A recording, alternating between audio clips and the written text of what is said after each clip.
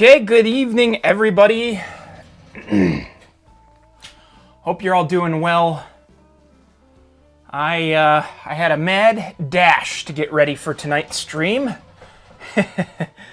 And that's because I spent some time today over at the Rochester Model Railroad Club. They have their meetings on Monday nights. I stopped by to have a friend of mine go through my T-Track module to make sure it was ready for Springfield. And for the most part, I passed inspection with flying colors.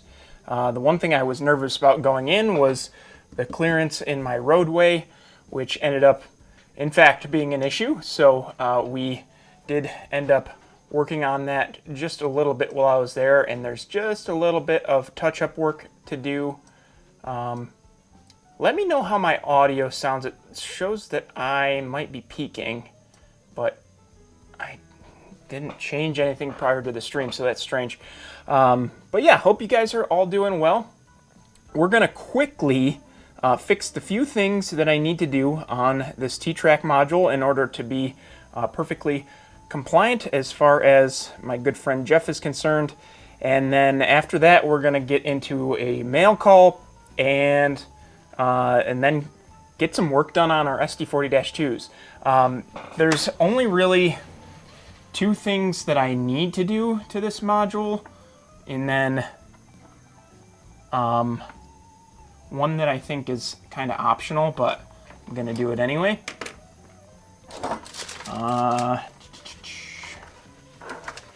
Let's see, there we go. So first and foremost, I totally forgot to clean track before I went over there.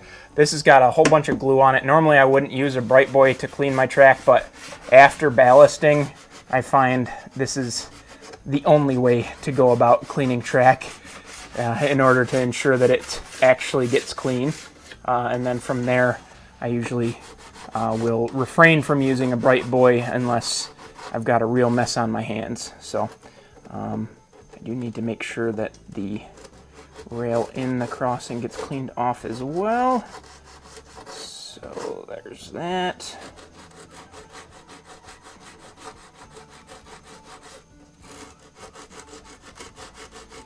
And now hopefully we should be nice and tidy. It was so bad that you could actually see some of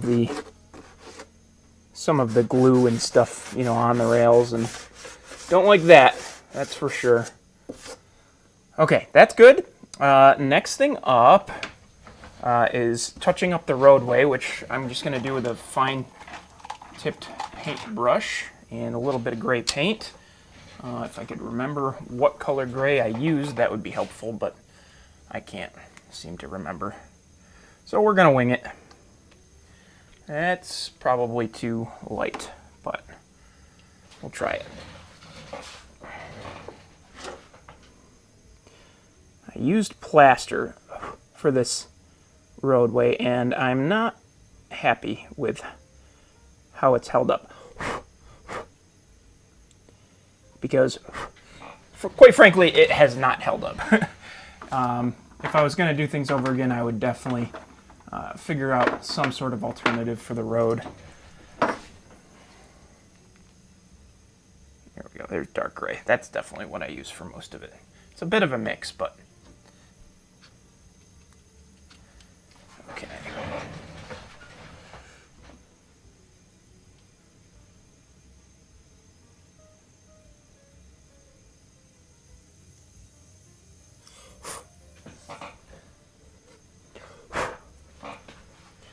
Tell that there's a little bit down in the flangeway again, like crumbled road that just came off, unfortunately.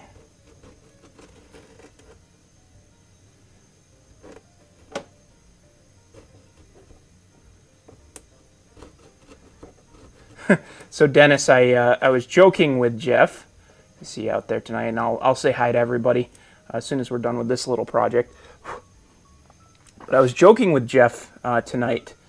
Because I don't know how much time I'm going to actually be able to spend at the T-Track layout, that I should probably designate you and maybe somebody else that can be trusted as the POA for my module, power of attorney, in case something dramatic needs to happen during the course of the weekend when I'm not there. So consider this me granting Dennis power of attorney for my module in case something needs to happen, or anybody else that's going to be a part of that layout that might be there a little bit more than I'm going to have time for. That I know and trust.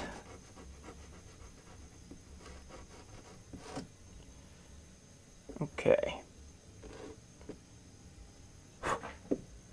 Hopefully I've got that cleared out of there. The flangeways are not great.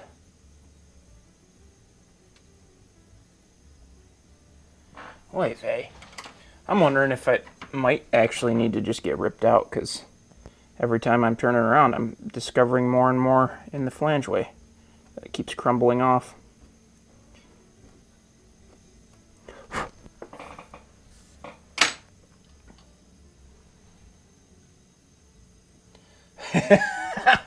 Garrett's a totally normal person who can be trusted with trains. Got it.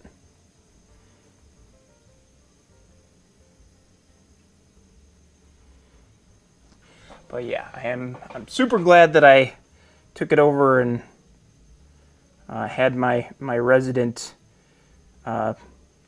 trusted T-Track friends take a look at it to make sure everything was good, because I did not want to get to the meat and be the cause of too many issues, especially with my intentions of unfortunately not being able to be at the layout for any large length of time. There's just a little bit too much that I'm going to be doing at the event, or at Springfield, to guarantee that I'll be spending any significant time at the T-Track layout, unfortunately.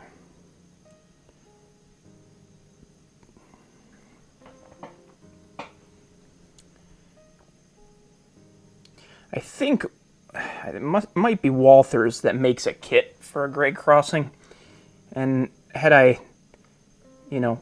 spent just a little bit more time preparing, I may have purchased that rather than trying to hand pave this crossing, because, like I said, I'm less than impressed with how well this plaster is holding up.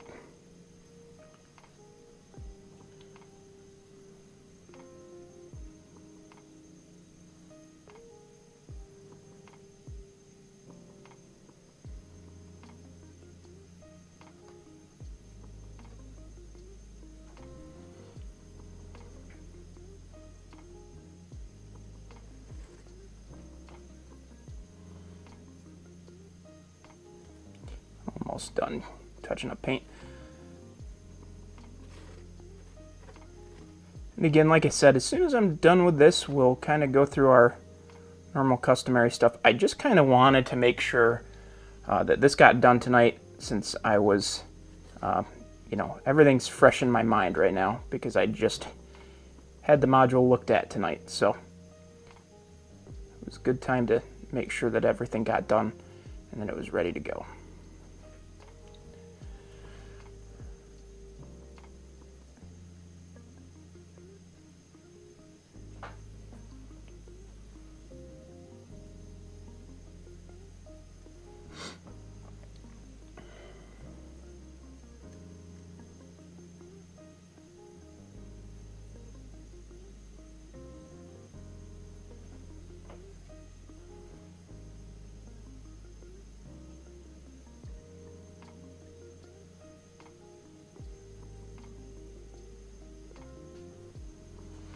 Okay, pretty happy with that.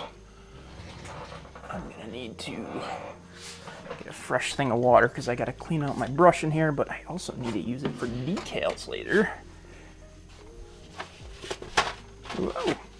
My workbench is a bit of a mess tonight. I came home a little late from work because I was up at the Rochester Club, like I said, and just a little behind the 8 ball altogether tonight, unfortunately. Alright, got a little bit of paint on the rails again. Try to get that off as best I can.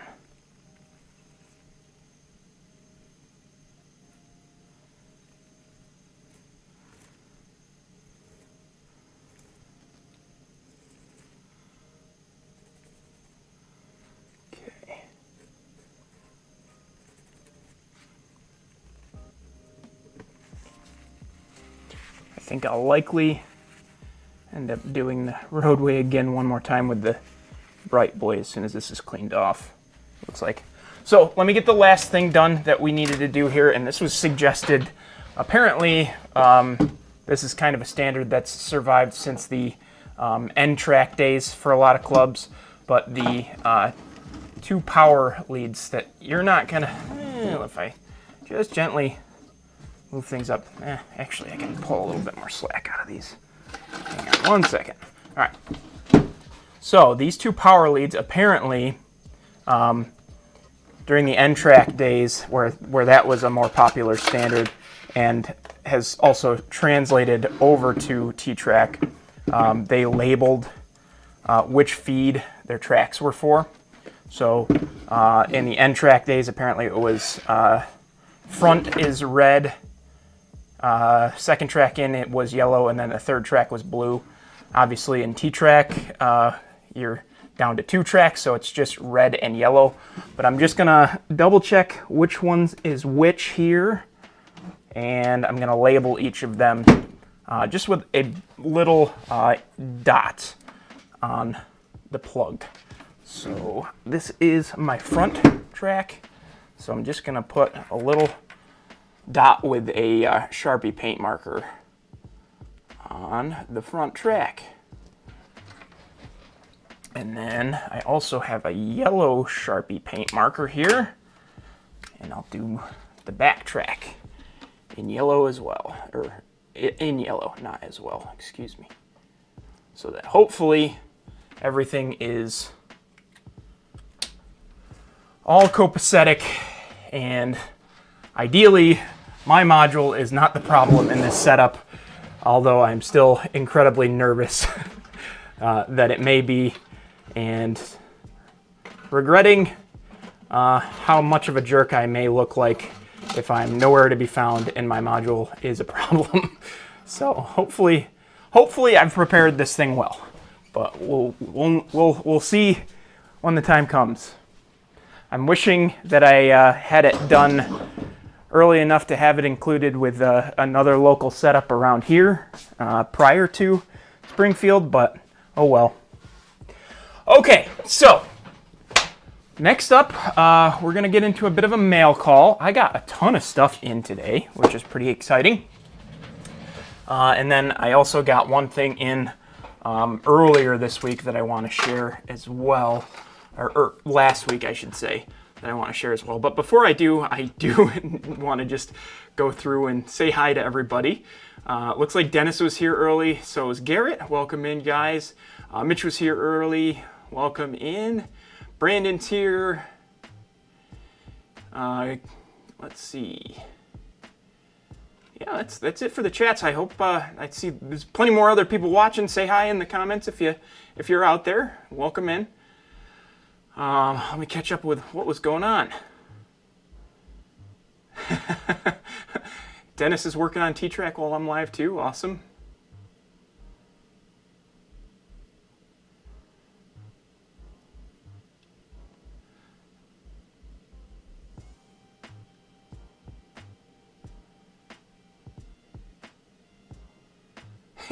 Dennis is finally remembering which track is which. Dale's here as well. Welcome in, Dale. Scott's here as well as Rail Mackinac. Okay, sorry, the screen's a little far away and I'm need about the lowest prescription possible as far as distance is concerned. And of course I don't have glasses on, so. But yeah, welcome in everybody. Happy to see you. Dale's working on his new control panel. That's awesome, Dale. But anyway, let's go into a little bit of a mail call. I got a ton of stuff in. Some of it I didn't even know had shipped, quite frankly.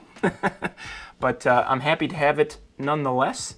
The first thing here is from KV Models. They do a bunch of brass detail parts, and I really genuinely did not know that this is the one I didn't know had even shipped. So it was a surprise when it was in my mailbox when I got home. But the project that I just did the last completed project, which was the Finger Lakes GP9, used some etched metal products from KV Models.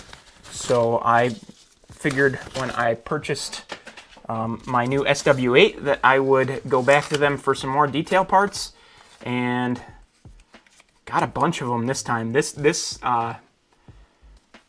SW8 is going to have some really nice detail on it, which I'm super excited for. I got every single detail part that KV Models makes for this thing, or excuse me, every single detail part that applies to me that they make for this thing, which is pretty cool. But we can kind of just go through a few of them. This is, I believe this is a combination of parts for the front radiator and the grills on the top.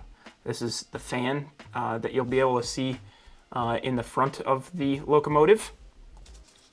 And then in here, there are the pilot blanking plates that Conrail put on them, as well as the eyelets for brass walkways, or brass handrails, and the blanking plates for some of the windows that got blanked out. And then this is also additional detail for the rooftop radiator grills. So I've got my work cut out for me on that SW8 build when it comes time, and that time is right around the corner, because thankfully, knock on wood, we are in the home stretch on the SD40-2 builds, and my intent is to move right into the SW8 build as soon as these SD40-2s are done.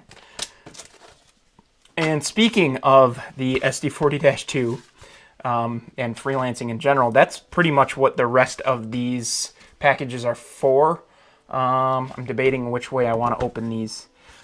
I suppose I'll do this one first.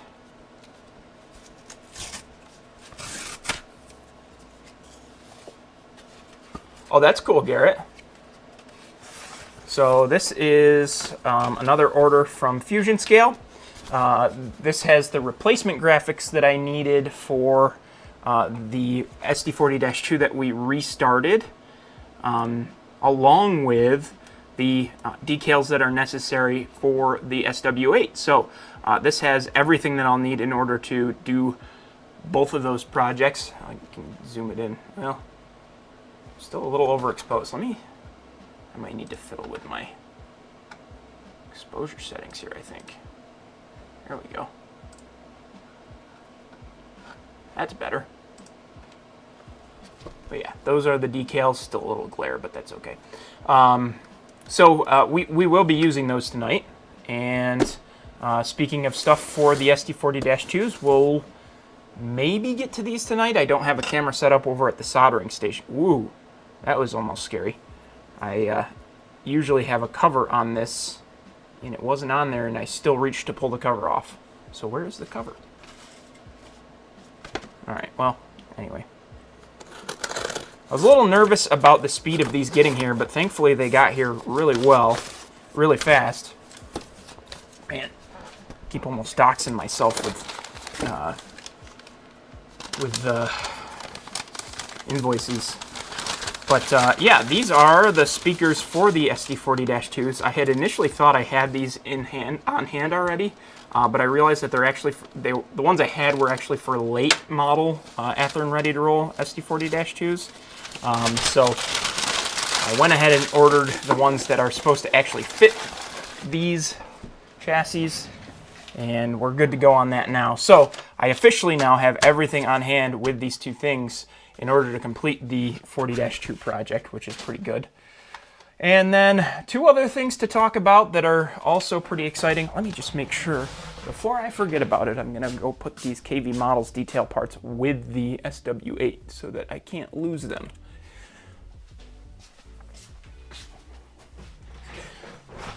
So the next thing here is kind of exciting for anybody that's going to be at Springfield, and more specifically for anybody planning on attending the Circa Modelers meetup that we're doing in front of the Around the Layout booth.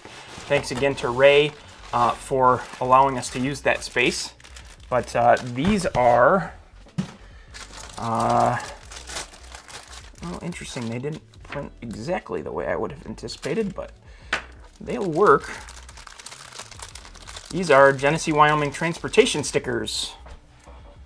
I went all out and got the fancy die cut ones this time. They've got a little thicker of a border than I maybe would have wanted on them, but they work. They look pretty good. I think I'm pretty happy with them. But I'll have these with me at Springfield, walking around for anybody that wants to trade freelance stickers with me. And I will also have them at the Circa Modelers meetup as well. So feel free to stop me if you see me, and we can swap stickers for sure. I'm just gonna throw them in here in my folio that I'm bringing with me. It's got some important things in it, and that way it's all ready to go. I've got a bag of stuff that I'm slowly packing so that I don't forget anything. Already down here and working on filling it up. I've got a couple of projects. One that's going to go to Brandon while I'm there, one that's going to go to Joey while I'm there, and then a couple other things in there as well. Anyway, the final thing that I got, I actually picked this up, or actually got it at the end of last week, on Saturday technically. But this is actually kind of pretty exciting for the channel itself. There's a pretty big upgrade coming in terms of video and sound. I picked up this Sony A6300 and a nice lens and microphone, and I just figured it was time to stop shooting with my smartphone and start shooting with something nice. This thing will do 4K video, should be capturing really good audio with the Rode mic on it and everything. So really exciting. I'm going to be shooting my first layout tour with it at Springfield, and I wanted to make sure that I got it in beforehand so that I could get some familiarity with it prior to shooting a layout tour with it. So pretty exciting. So Heath, welcome in. I am streaming right now, as you can see, because you're in my chat, Mr. Smart Alec. But happy to have you in here. Really enjoyed your Around the Layout episode. As I mentioned to you, finally got the chance to listen to it today. Ever since the days that they release moved around, I'm always delayed listening to it just because of the way my work schedule works out. But really enjoyed it. Much nicer setup you have? Debatable. Okay, let me catch up with the chat a little bit here. I think there's been a couple other things that have been talked about since I last looked. It looks like BN Ironwood, welcome into you.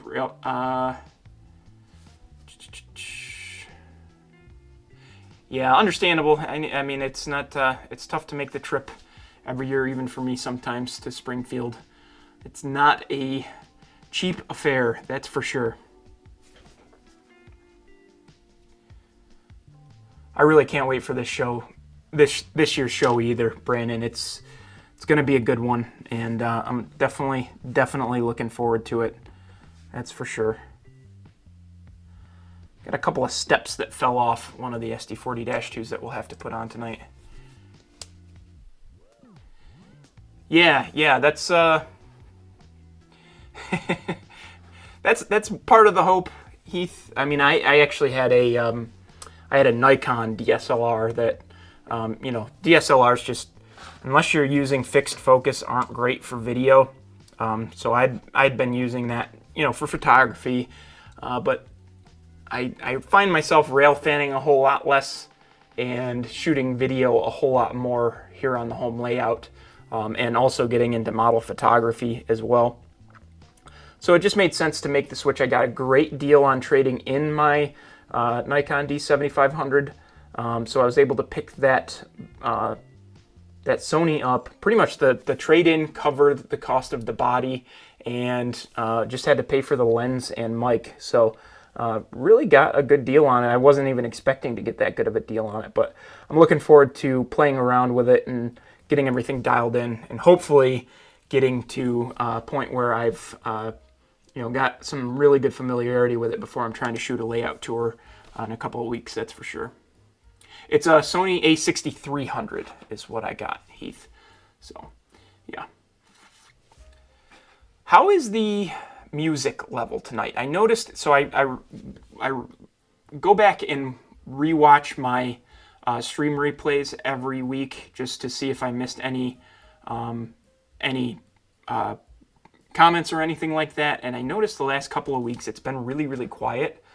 So if you guys can't hear the music, let me know and I can get things fixed. Scott's planning on being there both days? Yeah, absolutely. A6300, Heath. Mitch says it's quiet. Brandon doesn't hear it at all. Okay, let's boost it a little bit. How's that level? Let me know if that works.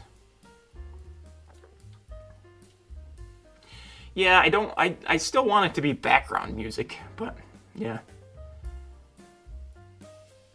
Let me know if that works. Okay, so let's talk about these SD40-2s. I actually need to get gloves on before I start handling them because I don't want to get any fingerprints on them because they're both in a super shiny gloss coat right now.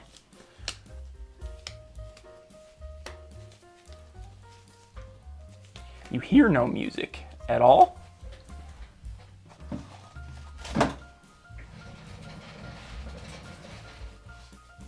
Brandon hears it now. Okay. That sounds much better. Okay. So if we're happy with where it's at now, let me know. And we can...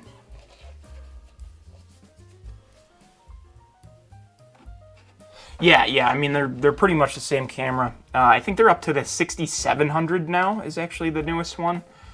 So the 6300, I think, released in like 2018.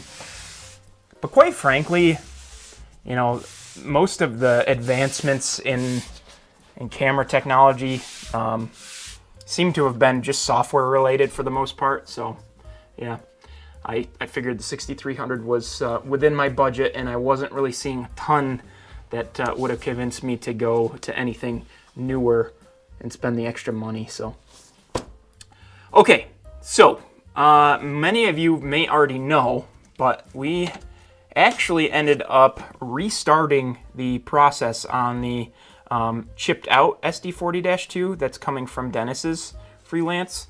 Unfortunately, I just got to a point where I was not happy with how things were looking. You could see some of the film from the decals in the paint, which I did not like. So I restarted it, stripped it all the way down, and started fresh. And we're now back up to the point where it's ready for decals again.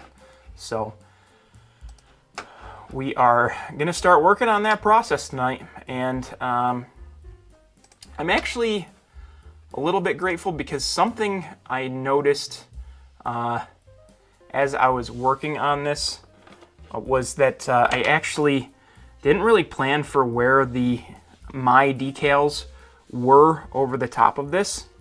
And honestly, I don't know. I may need to gloss coat this one more time. It's still a little rough. I'm not sure. Now that I'm looking at it, I gloss coated it again this morning. There's 2 layers on it. but the finish is just not looking ready for decals just yet, I think. So I may set this to the side.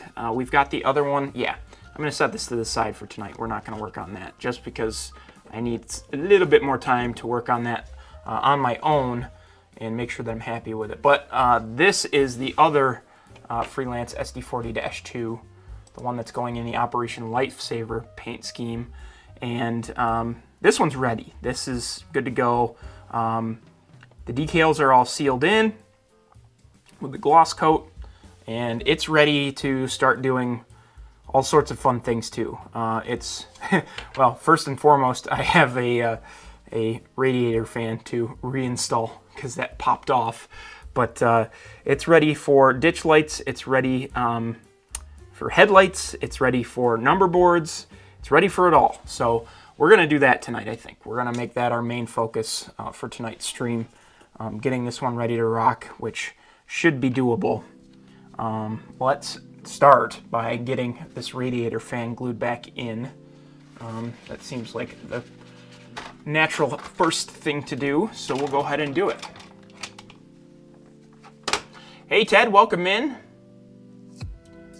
I got almost all the way through your live stream today at work before I had to leave. I like to throw stuff like that on in the background while I'm working. Don't worry, I'm still being productive. But enjoyed seeing almost the finished product on that Allagash boxcar. So eventually I'll have to get mine to that level as well, or as close to that level as I can, I should say. Okay, I just need to get my super glue out here, and then we'll get this radiator fan back on the shell, and then we'll get some LEDs wired in.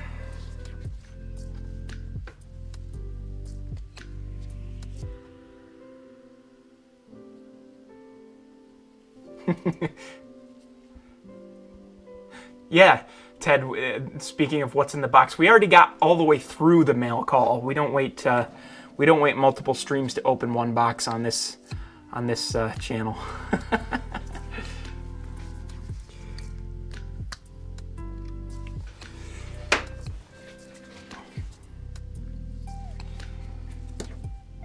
Okay, need an applicator. I like to use some scrap Q-tips. They're the Tamiya style Q-tips for doing super glue application. They seem to work out okay.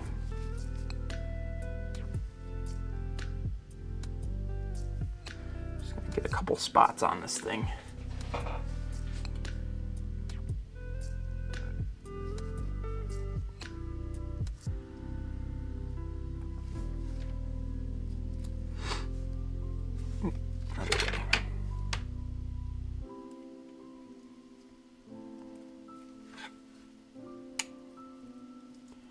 Okay, so we'll get that, may actually do, let's see, I feel like I should do something to secure this down since I'm still going to be handling it. May actually do a little bit of application from the inside here as well.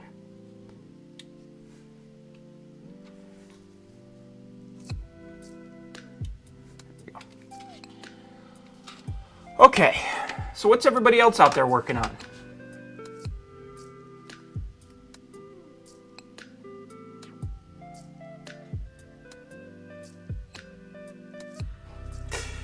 All right.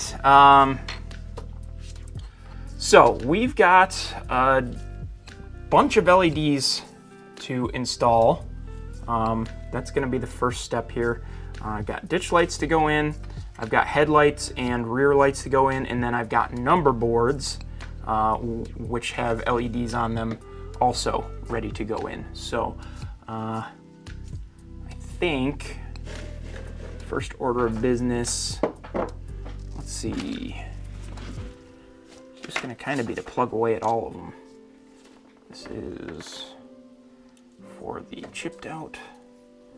Got Gotta organize them though, as far as the number boards are concerned.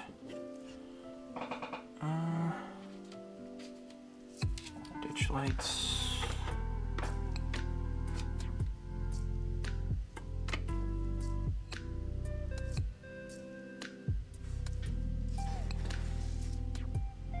Gotta figure out where the number boards went. They seem to be a little MIA.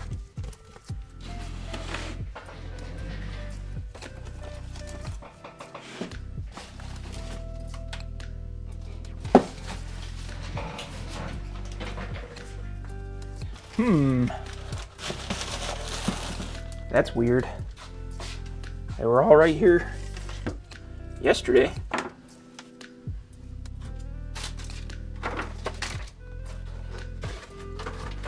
Where could they have wandered off to?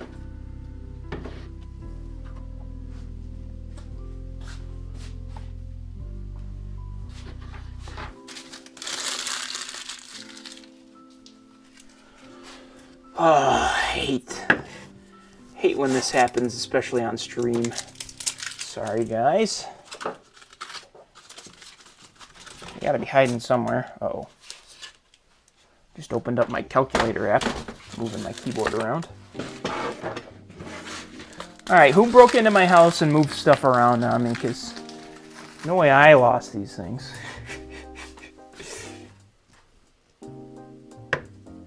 This is strange. I don't know. On there.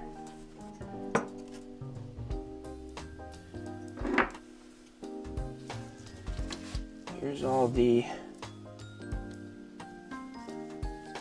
lighting LEDs, which I need 4 of those so I can bring those up and situate them. Ditch lights are right there. But what happened to the number boards? This is very strange.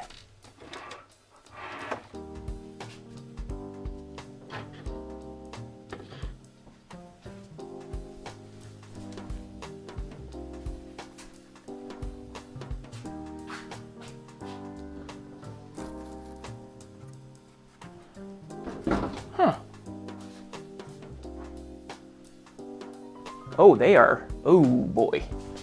Oh, no. They are strewn on the ground. That's not good. And I've got one board completely loose. I think I must have had them underneath the T-Track module and dragged them off the table. Okay, we've got one to repair here.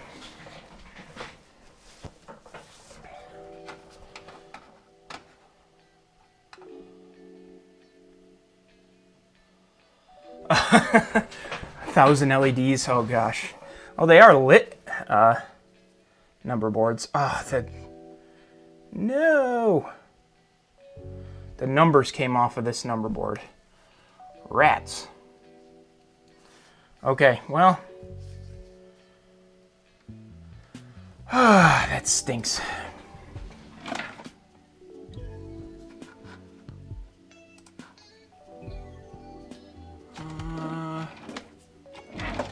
Just get out my white paint pen so that I can touch this up quickly.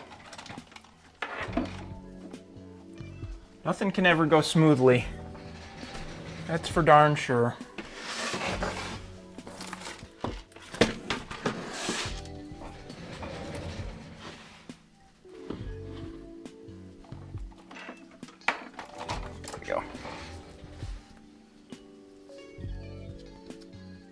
Thankfully, this is for the chip out SD40-2, which we are now not working on tonight. So I can set this off to the side once I've got the LED re-glued on, and we can go about our business.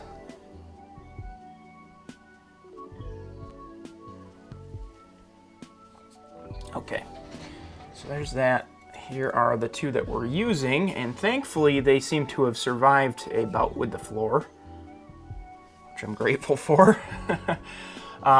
Okay, so we're gonna get these installed in the cab as well as the LEDs for the headlights. Thankfully, all that's still in good shape. Chris, welcome in. Happy to see you, by the way. And it looks like Scott and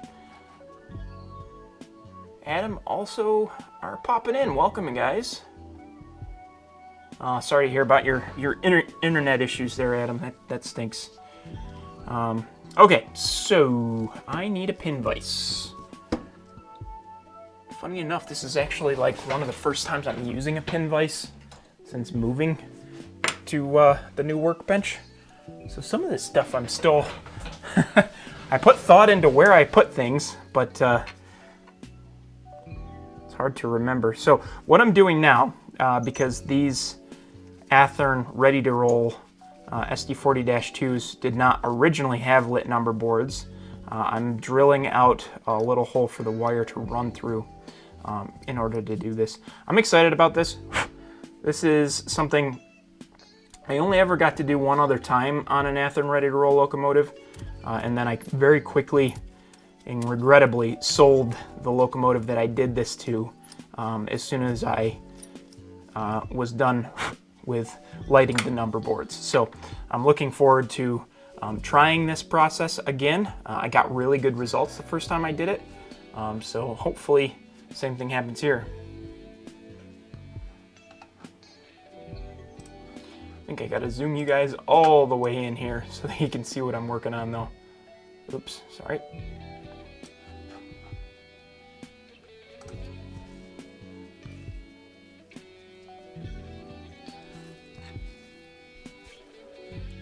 Well, appreciate you saying that, Dennis. Thank you.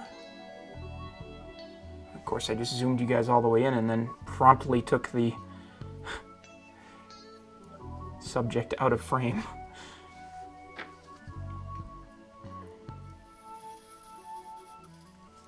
Okay, pulling that through.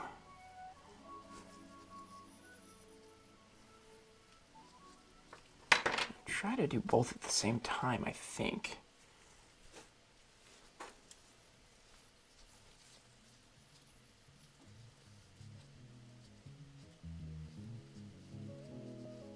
Yeah, that would be very ambitious trying to light number boards in N scale, that's for sure.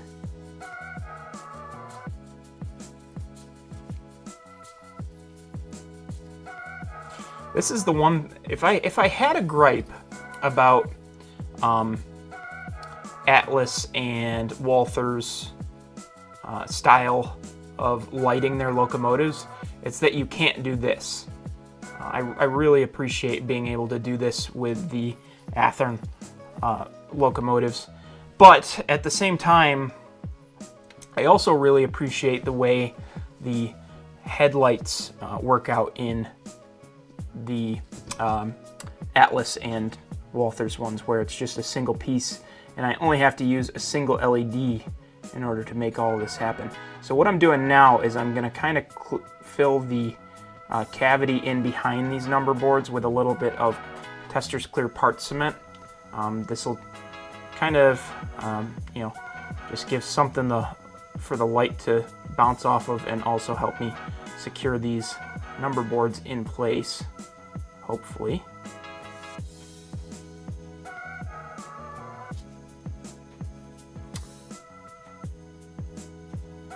And once these are in place, I'm likely gonna just kind of pivot to the rear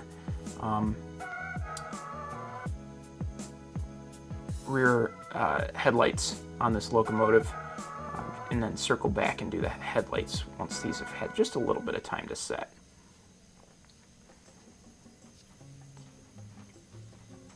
Clean up a little bit of excess clear part cement as well. Oops, it looks like one of the number boards is kind of fallen into the cab a little bit here.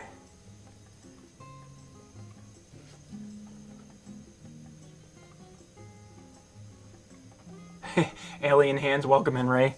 Yep.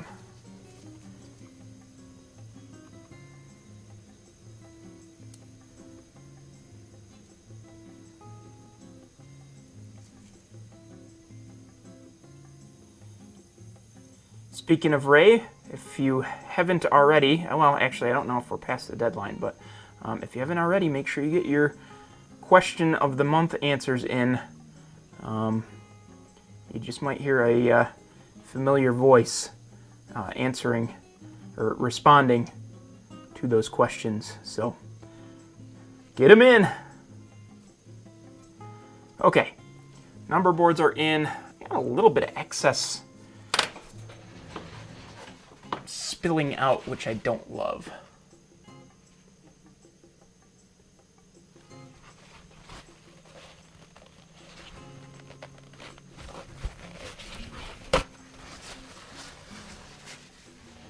See if I can get away with cleaning up this part cement just with a piece of paper towel.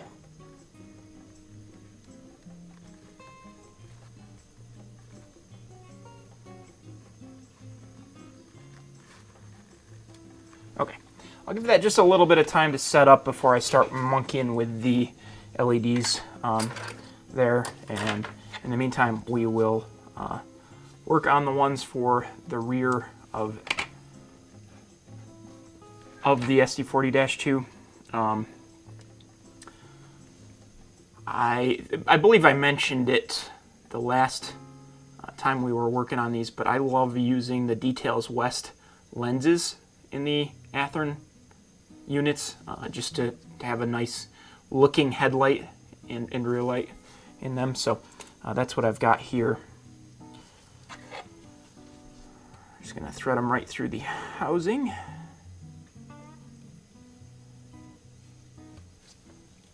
And then take my tweezers, pull them through even further.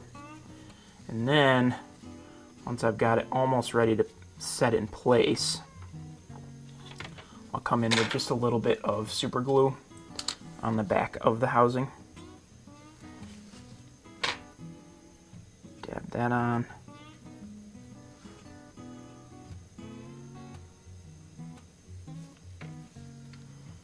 And then press it down into place. Oh, dang it.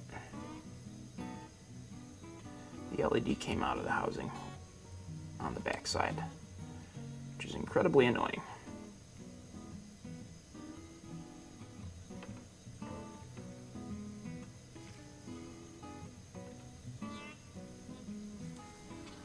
Kind of bummed about that. Usually that is not an issue with these.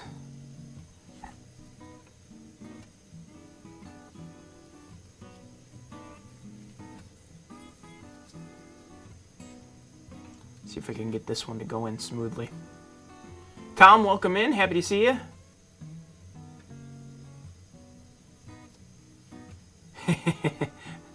Have a good one, Heath. Thanks for stopping.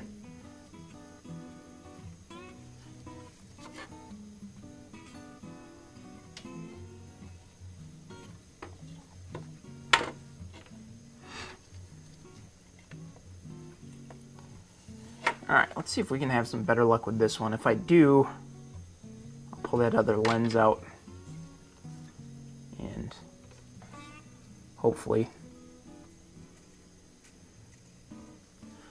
I'll be able to get a different one in there okay. And I'll put that one to the side to re-glue. I need a little more super glue on this thing.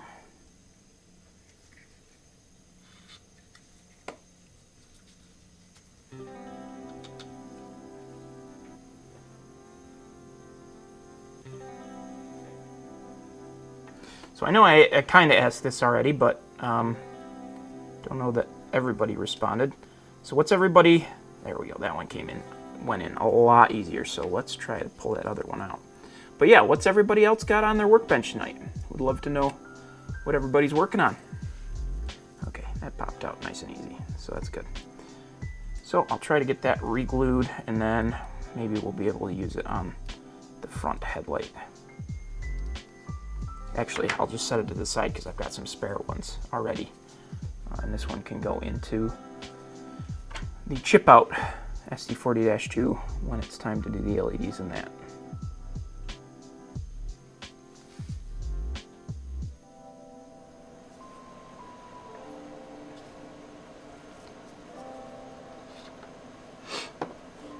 Okay. Ooh, that might be a problem. Big old tangle in that one. Homework, lovely. Welcome in, Tim. Happy you decided to watch here rather than something else. Always appreciate having you, my friend. Hope you're doing well. Hope Mom's doing well.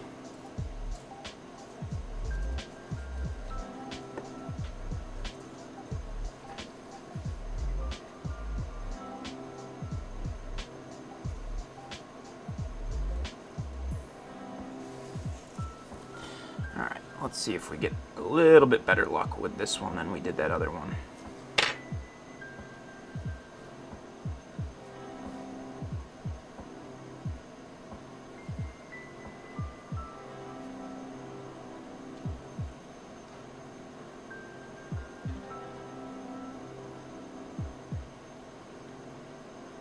Scott's doing roof walk supports. That's cool. Rich has got his kit to assemble after paint. Awesome. Okay, that went much smoother. Beautiful. Okay, so that's good to go. We'll set that off to the side to cure for a minute. And now we'll circle back to the cab here.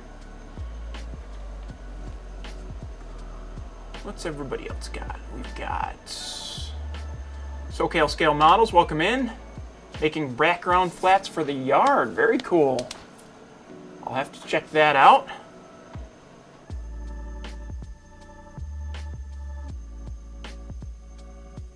Scott's working on the first few parts for the sand facility. That's awesome. Really excited to see how that turns out. Those pictures you put in your last video looked like it's quite the ambitious project, but if anybody's up for it, you are, that's for sure. Tom's doing a custom G&W SD38. Very cool.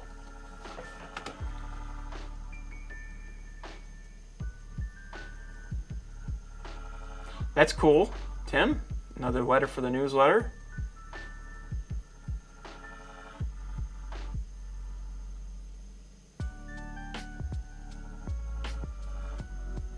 Nice, Dale.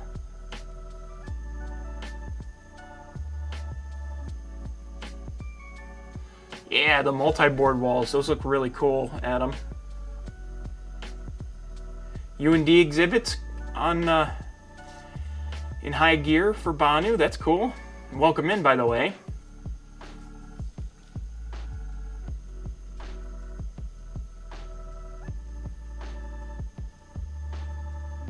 I gotta take a training test. Oh, how fun, Adam. Cool. Glad to know I'm not the only one busy at the workbench. Looking forward to getting these SD40-2s done. They've been fun to work on, but excited to get some other projects going as well.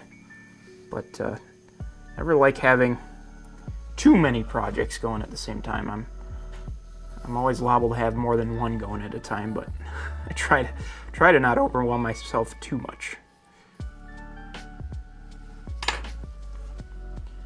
Let's see if we can get away with just getting both of these in here prior to doing anything with. Hey John, welcome in. John, I know you're a busy guy, but I was curious how Coco RPM went for you. Hopefully it went well. Saw you may have gotten yourself in trouble with some 2-bay hoppers, but wasn't sure how that ended up working out. I was curious.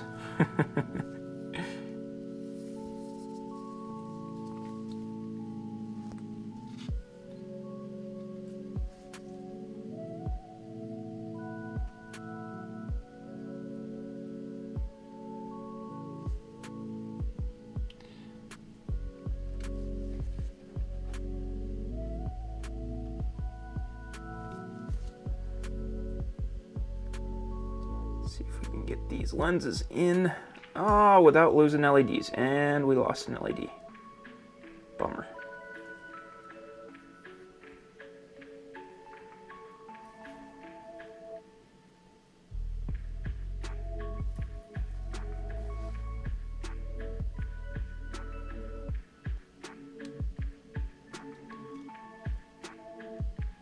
Captain Echo, welcome in, my friend. Happy to see you.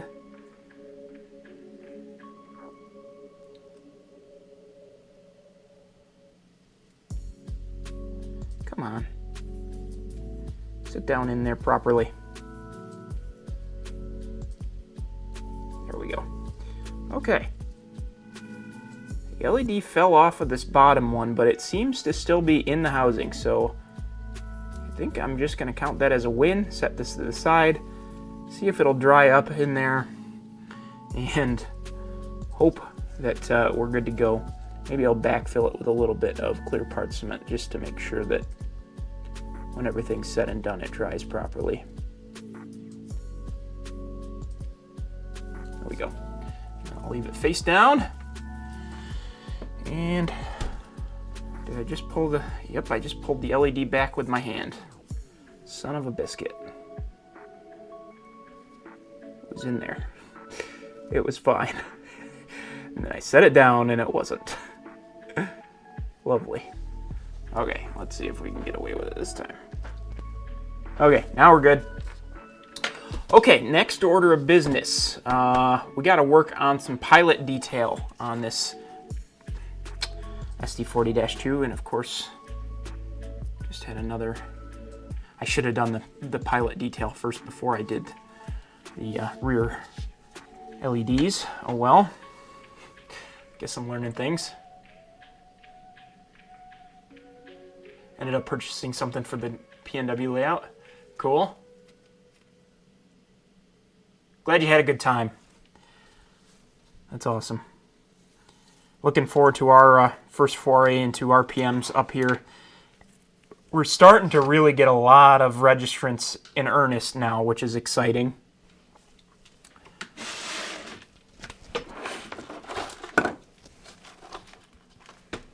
we go. I also need to get this little detail on. I can't remember what this part is called, but it keeps falling off, and I didn't want to install it until I knew I was good to go.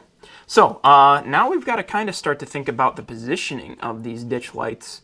I think I'm just going to kind of put them, you know, kind of up at the top of the pilot here on both corners. They would normally, yeah, I think that's probably right. Yeah. Okay, so let's get some holes drilled and we can get that process started. If I want to, though, I may be able to put these in at an angle where they don't have to interact with the steps at all, so you can't see the wires in any form. So hopefully if I drill in like this, I can get away with that. I think I did. Perfect. Excellent. Okay, now let's see if I can get as lucky on the other side here.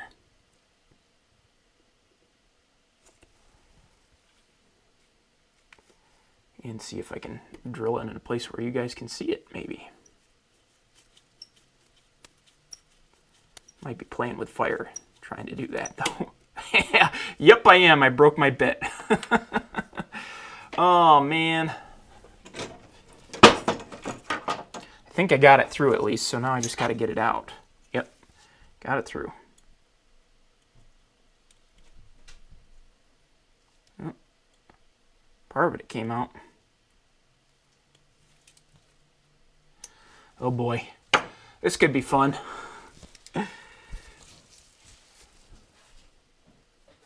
That's cool, John. I know Dennis and Chris are relatively well acquainted. He even pops into Dennis's streams from time to time. There we go, got the bit out. Thankfully, those bits come 2 to a pack, so even though I broke one, I've got another one available to me. I think there's still a little chunk left in there, though. See if I can just push it out.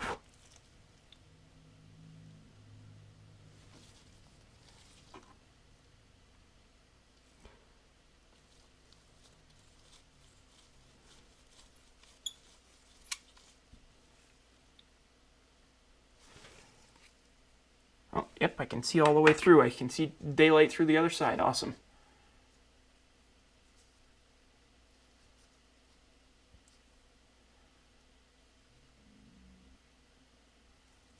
That's cool that he did a fantastic presentation on his layout. Awesome.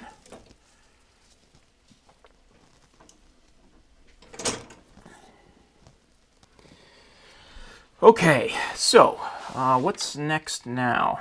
Man, I really should have waited to put those lenses in the back because now both of the LEDs have popped out. Oh well. Thought I was being smart doing those first, but turns out I wasn't.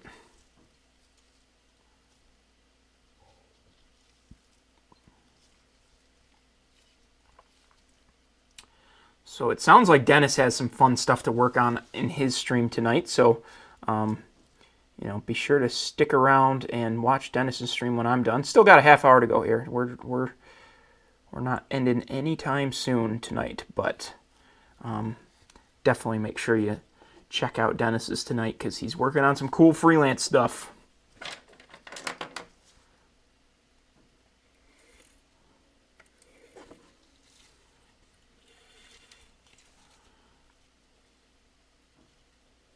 You know what? It's also occurring to me that I'm going to wait to put the ditch lights in up front because I've got some other pilot detail that I need to have done first as well.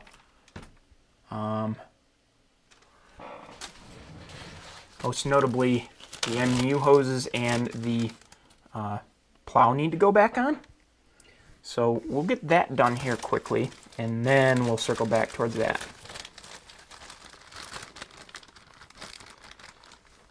See, should have everything right here. Those MU cables thankfully came off relatively cleanly, which is good.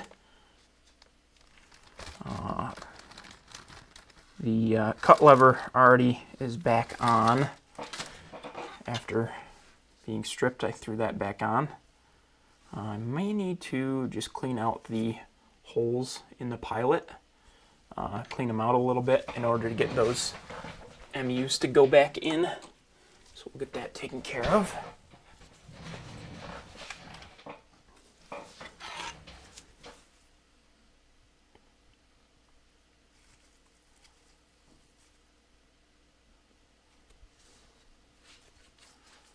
That one's nice and clean.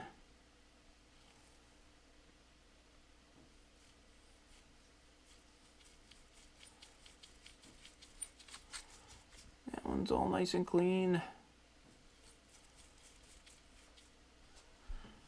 Again, if I take this out of screen for anybody, just yell at me. You guys know the drill by now.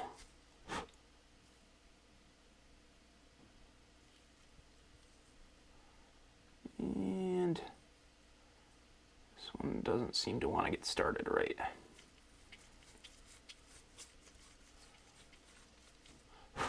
There we go. Nice and cleaned out.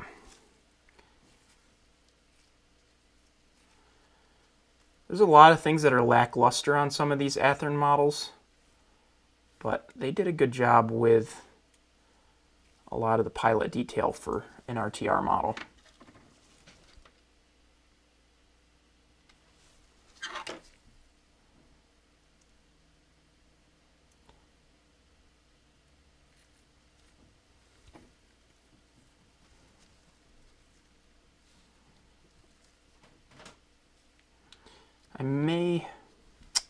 Did I do this in the wrong order too? Should I put the plow on first? I probably should have put the plow on first. Well, we can do that now.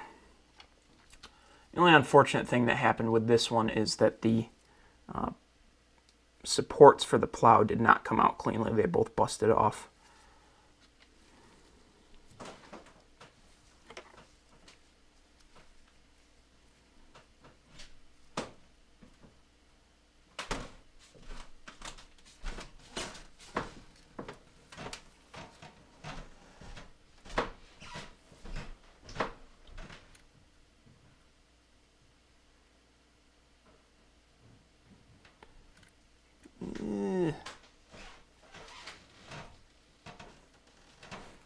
I don't know if this is going to work out as well as I want it to for tonight.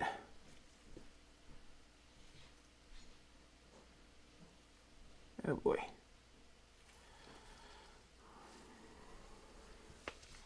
This may require a little bit more patience than I can afford to have while streaming.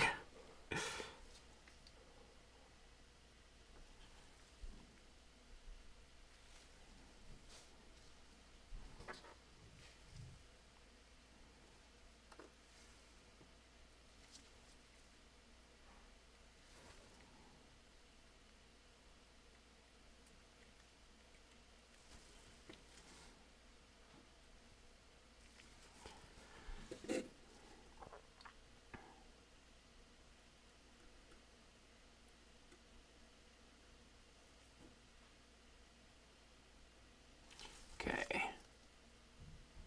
So that's all in place. I have zero faith that this plow is going to stay in place, though, if I pivot to working on something else. But we'll see.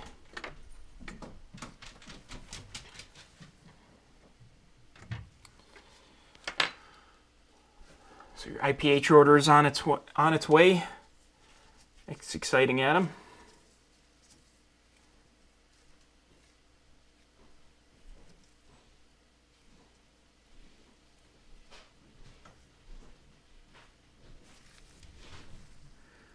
All right, let's see if we can cheat death with this plow and thread some ditch lights through while we're waiting on it to dry.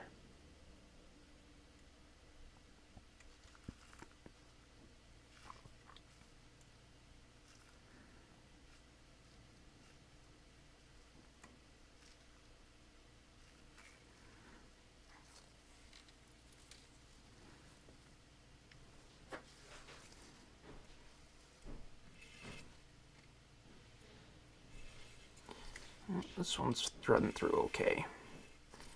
So that's good news. I really think this plow probably just needs a little bit more glue on it because it's still a little loose.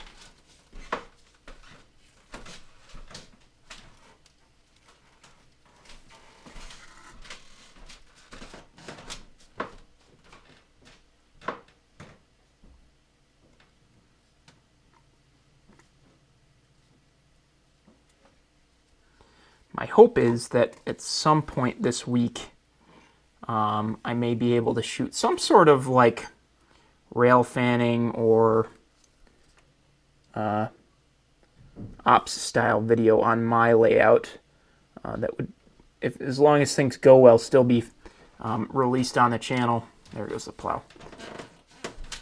The MU hoses seem to be in good shape though.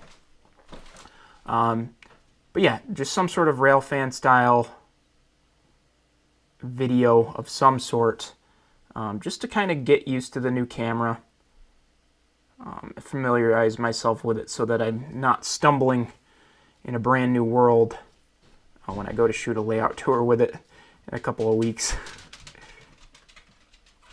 So if I'm able to do that, be on the lookout for it. I'm still also in need of a little bit more B-roll before I'll be able to release part 1 of the Why Freelance series that I've kind of been talking about. So I really want to try to get these SE40-2s done and get some B-roll of them running for that video. So I'm going to keep working on this as well. That's exciting, Tim. All right, so those are looking good. They are pretty much in place. I'm going to get them glued in, and then we'll circle back to trying to get the plow to stay put as well. Okay. Some glue on this one.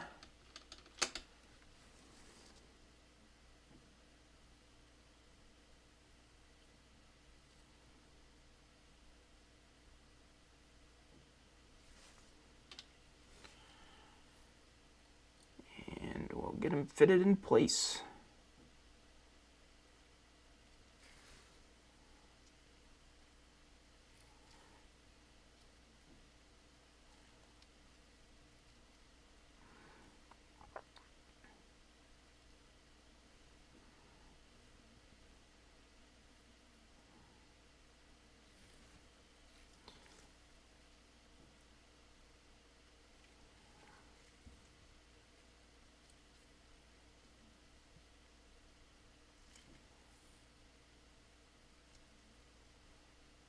Apologies if you guys can't see this particular work the best. It's, all due respect, a little more important that I can to make sure the placement's good as we're doing final glue in here. And I want to make sure it's right.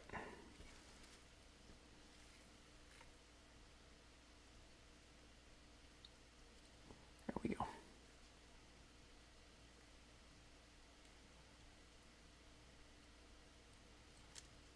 Oh, lost an MU hose, dang it. That's a bummer.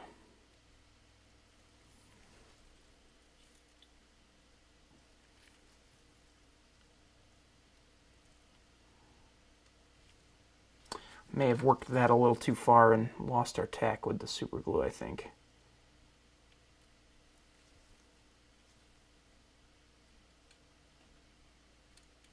Yeah, I think we're going to reapply.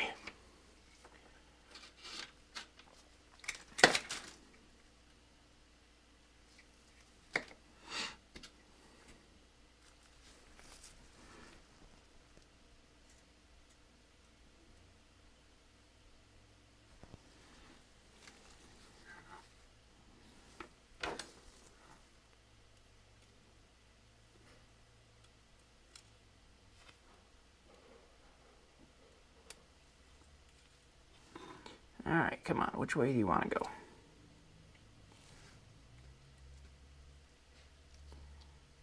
This way. Got it.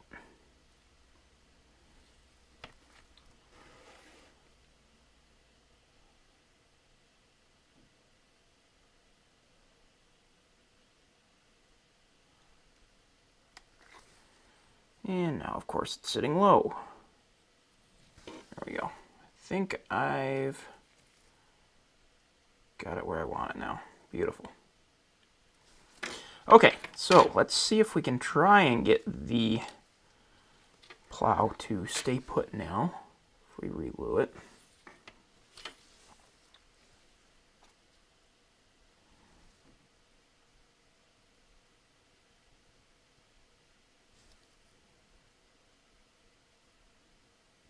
So by the way, I think I mentioned it earlier, but we're officially having a Circa Modelers meetup at Springfield. And the plan is to have it at 3:30 on Saturday in front of the Around the Layout booth. So if you're interested in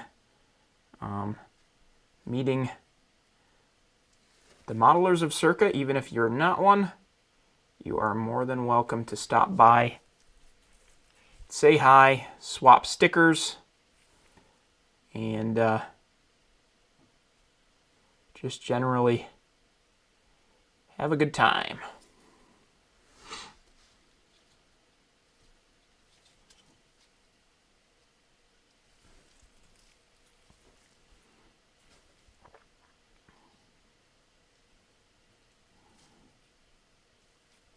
Well, that's annoying, Garrett.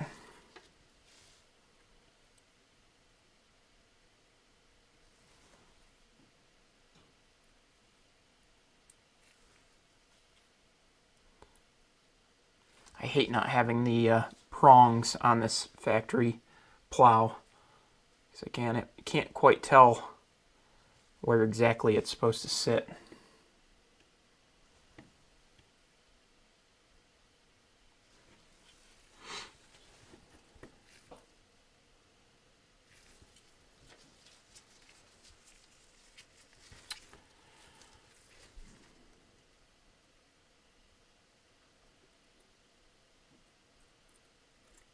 Yeah.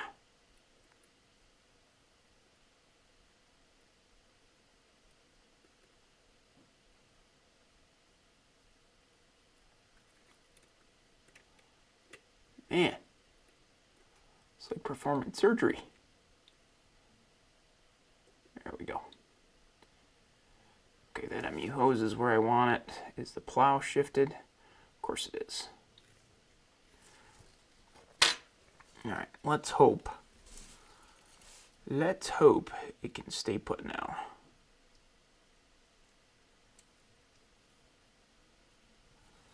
I'll set it off to the side. Those things with the ditch lights on them. They kind of look either like bugs or frogs, and I think they more look like frogs because they're green. It's kind of funny because, I nicknamed this railroad the Creek Route, and everything looks like a frog, so I think it's kind of fitting. But, yeah. Let's see. What's next? Got a lot of glue on those, on all those LEDs to hopefully get dried on. I don't know that I don't know that I'm happy with this SD40-2. You can really see a very definitive outline of Dennis's decals showing through. And I'm almost kind of thinking that, unfortunately, I may redo this again. Because I really don't love how the decals are showing through. The finish on the paint is just not what I want.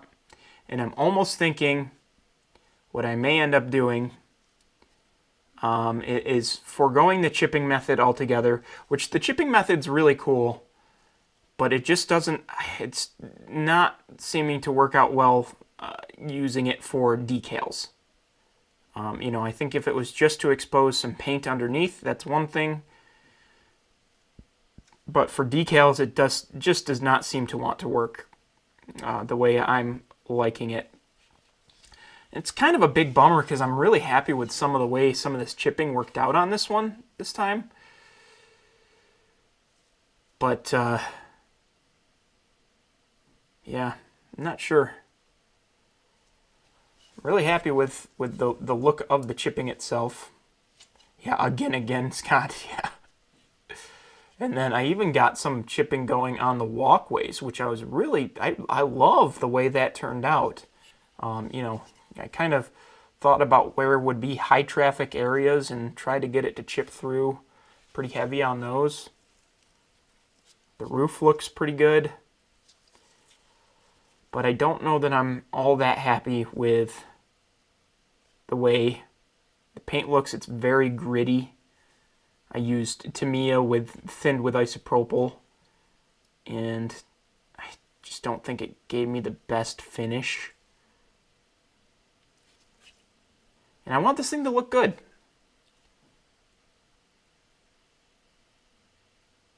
Yeah, I just don't know that it's very evident that it's painted over, and I'm nervous. Most of all, what I'm nervous about is how my decals are going to look over the top of this.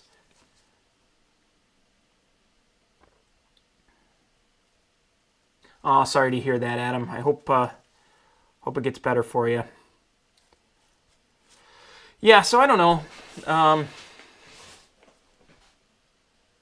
It's a tough call. It's a really tough call. Forgot to peel the paint off the yellow Pilot, but there's the yellow Pilot as well. I could try doing like one more coat of gloss to see if I could get it to kind of smooth itself out. But I don't know if it's going to be worth it. I guess I'll try that. I'll try one more coat of gloss. I've even got, I can even use Tester's gloss instead of the rattle can, because I've got a thinner that's supposed to help it self-level a little bit better. So we'll see. What's to lose? Do it again? Yeah, right. It's a bummer, though, because I was really hoping to get this one done before the Operation Lifesaver one, but it just hasn't worked out that way. It is something unique that I've never done before. I've never tried to do anything quite like this. So it's a challenge, and I'm learning as I go, for sure. But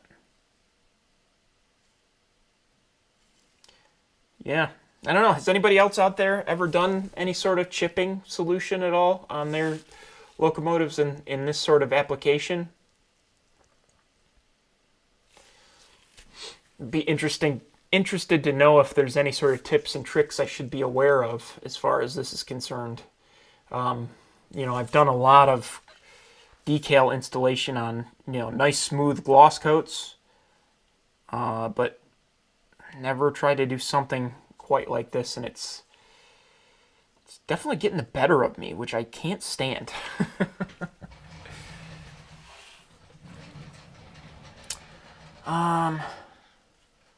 Let's see. There's one other thing that I could do on the other locomotive, and that's get the horn installed. I just got to be careful to move it back to a point where I can work on that safely. Okay, plow, stay put, please.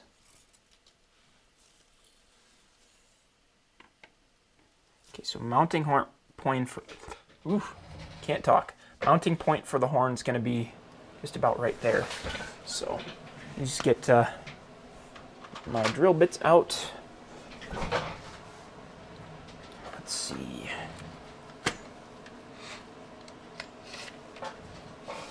Take the broken one out of here and toss it. Oops.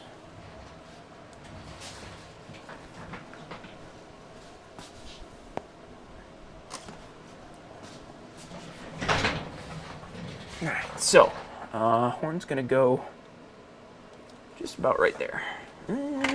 Will it go right there? Let's test fit it real quick. It's a fairly large horn. Standard equipment for GWT is an RS5T. So.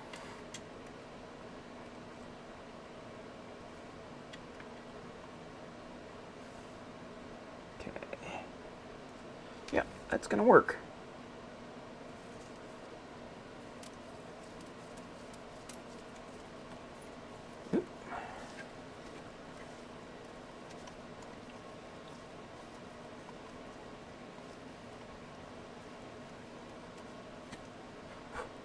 Bummer that Arduino's not working well for you, Garrett. Okay.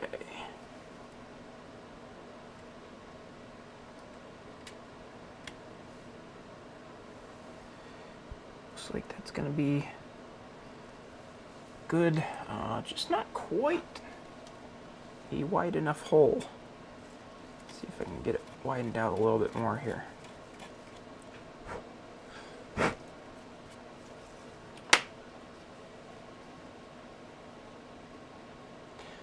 Tetanus booster every day.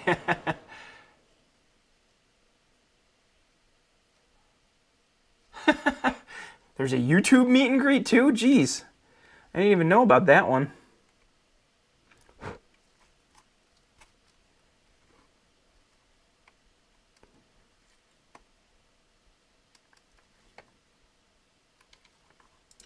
Still not quite wide enough here.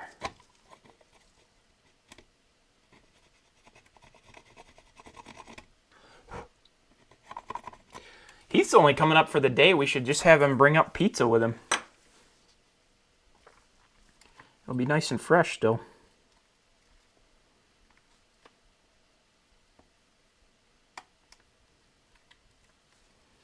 Man, that's the biggest drill bit in this entire set, and it's still not quite big enough. It was voluntold about. Oh, okay.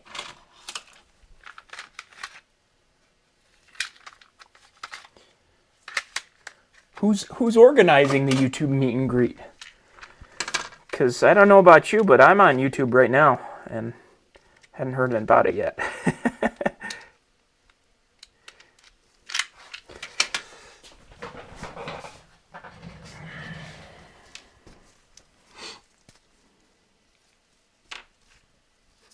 Yep, see you in 5 minutes, Dennis. If he stops in New Haven to pick it up. There's a true, oh, what do you even call yourself, Ray? What are people from Connecticut called?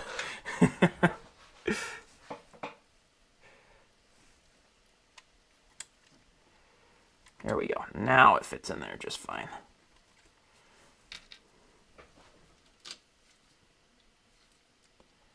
Are you just Connecticuters? He's got to go limber up before a stream. That's rule number... I don't know which rule it is in Zombieland. Always limber up. Good movie. Haven't watched it in a while. Oh, I hope I didn't just get glue on my roof. Okay, there we go. Horns on. Swing this around. Maybe you're just a figment of our imaginations. Maybe I am, Scott. Maybe I am. This is quite the collective hallucination, though.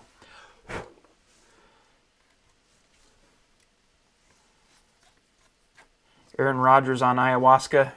Eat your heart out. I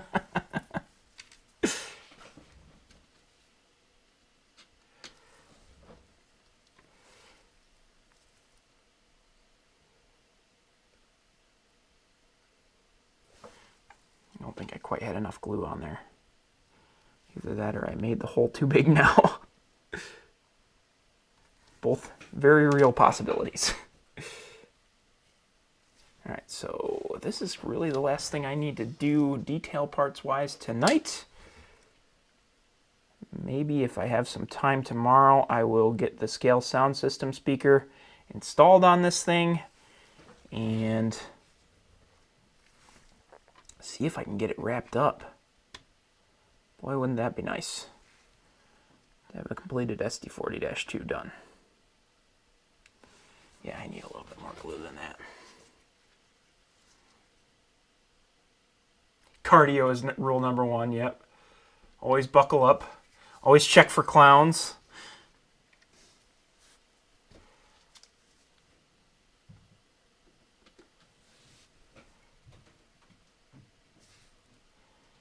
I love zombie movies, but my wife, that's like the one genre she cannot. It scares the heck out of her. She can do some scary movies, but that's one that she just can't. So I haven't watched it in a long time.